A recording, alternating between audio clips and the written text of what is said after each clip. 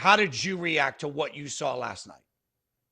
I think the same way that any fan that was watching the game, my jaw was on the floor. It was an extraordinary ending.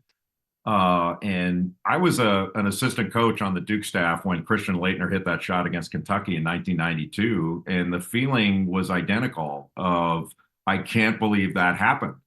It was one of those things. And I think you look at all these different videos that are coming out of people in their living rooms or wherever it would be. And it was the same reaction, whether they had a rooting interest or not. Of people jumped off the couch or whatever they were sitting in, they couldn't believe it, and I was the same. It was, it's one of those things that's going to live on forever. Walk off home run, Dwight Clark in the end zone.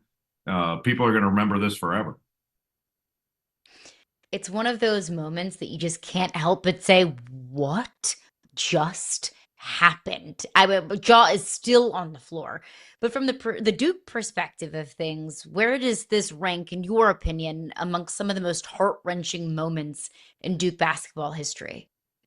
It'll probably be number one. There have been, obviously, you play at that level and you're going to have difficult losses. I think everyone, myself included, that's played there can point to that.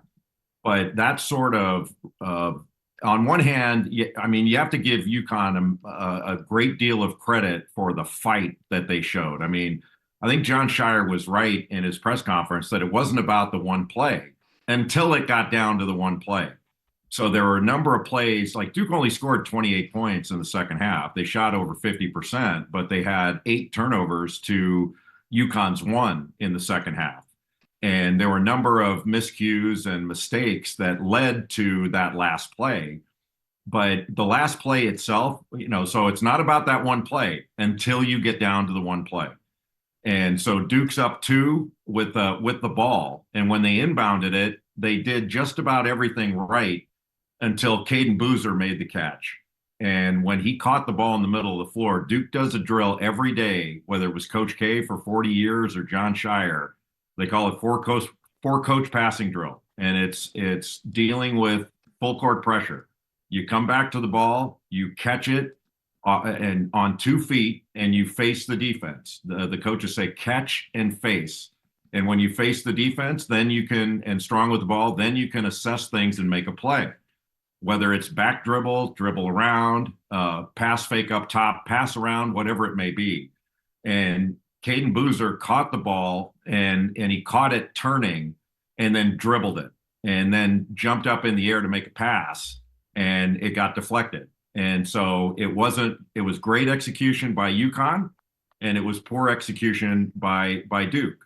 And I've always wanted to do this in television. I've never had the chance because of time reasons, but you take that one play and then you listen to the difference in how the coaches of each team would deal with their teams on it. So Danny Hurley would be saying, hey, great trap, high hands, great deflection, great poise here. And Jon Scheyer would be saying, hey, we got to be stronger with the ball here. It's catch, face all that stuff. It'd be totally different processing of the same play depending on your point of view.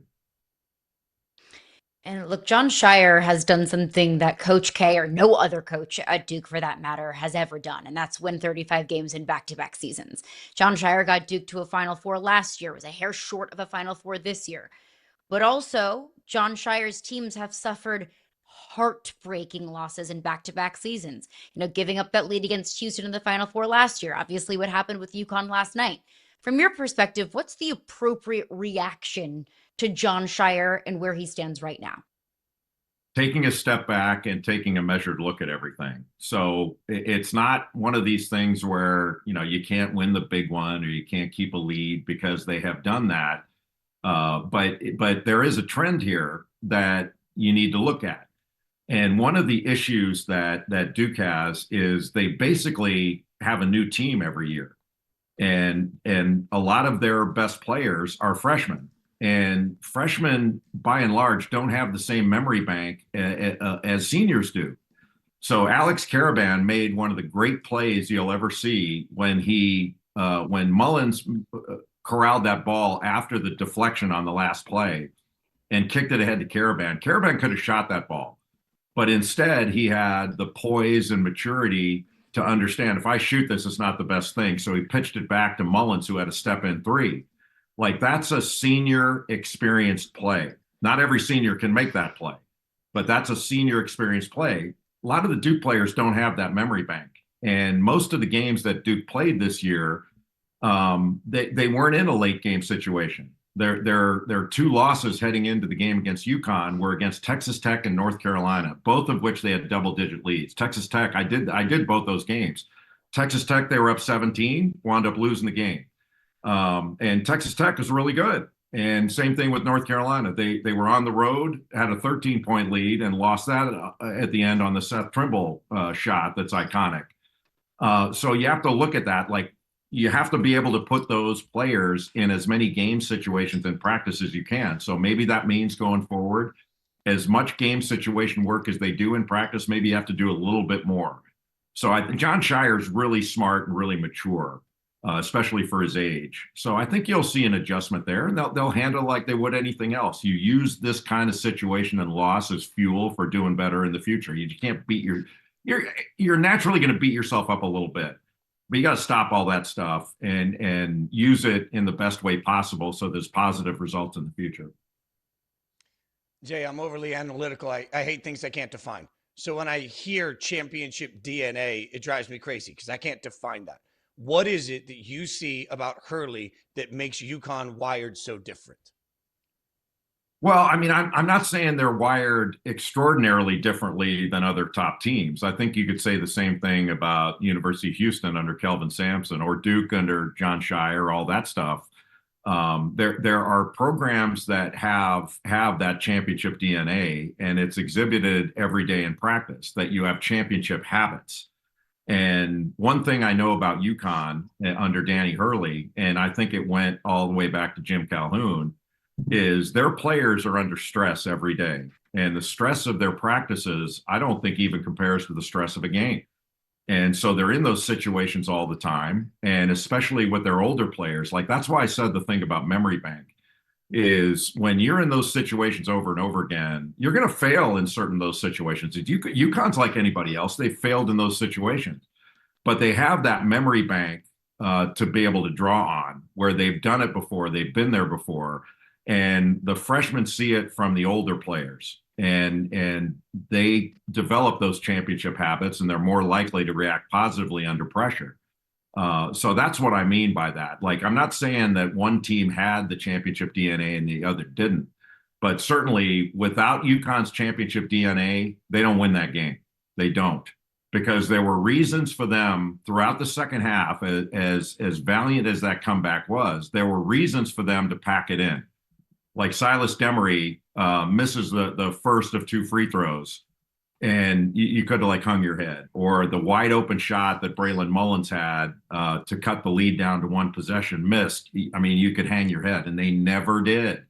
So on one hand, you can look at Duke and say all the things they didn't do, which is a factor, but UConn doesn't win without all the championship things they did do. And those things go hand in hand. Let's stick on the theme of championship DNA then. Of the four teams that we have remaining still contending for a national championship, which team do you think has the best or the strongest or the most of that championship DNA?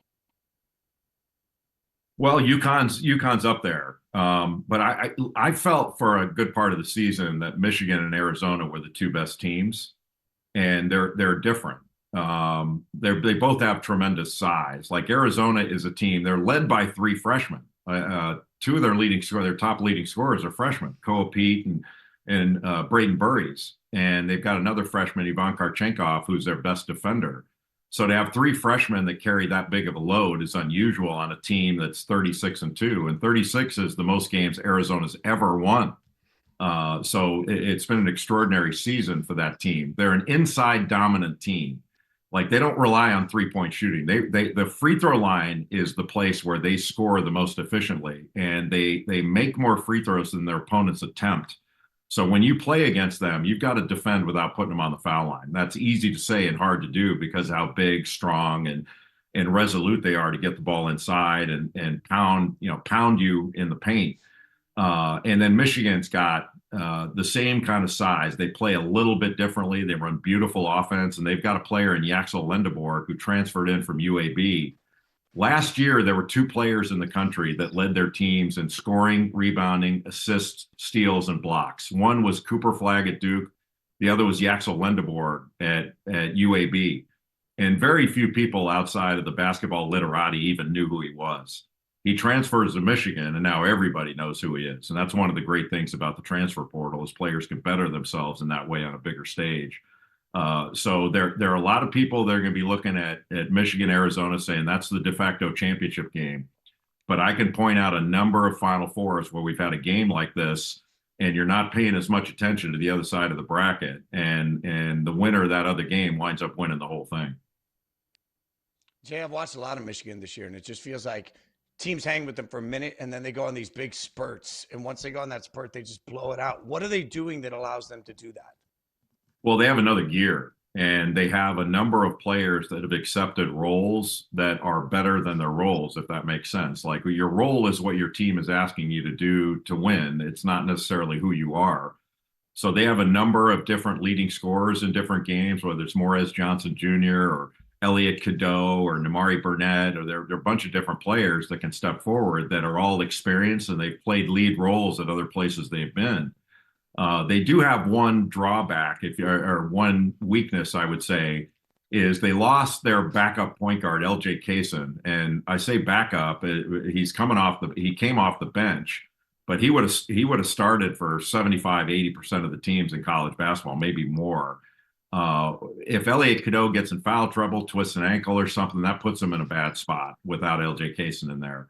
But they've weathered that. And look, I think you can make a case for any of these four teams for winning it. They're all capable of that. But I think Michigan and Arizona are the two best teams remaining. And then UConn, obviously they're outstanding and have that championship DNA we've been talking about. Illinois is underrated. They're the best offensive team in this tournament. And their defense has gotten better over the last month, where they're guarding legitimately, and their defense is a factor. That wasn't true earlier in the season. Their defense was their weak spot as compared to their offense. But, man, that team can really score. They've got a bunch of Eastern European players. Both Arizona and Illinois do the best job of getting international talent. And then Andrei Stojakovic, who transferred in, he was at Stanford and then at Cal. He's Peja Stojakovic's son. I thought he was their best player early in the season. Now he's coming off the bench. And in the tournament, I think he's averaging 17 a game, shooting over 60%. He's like this downhill driver that's a really good finisher.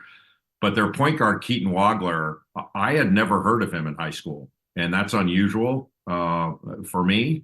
But he wasn't even ranked in the top 50 or 150 in the country. And he's Tyrese Halliburton. Like, that kid he'll be a lottery pick if he decides to come out. Can't speed him up. He can shoot it, handle it. He can rebound. I think Halliburton's the comp for that kid. He's ridiculously talented.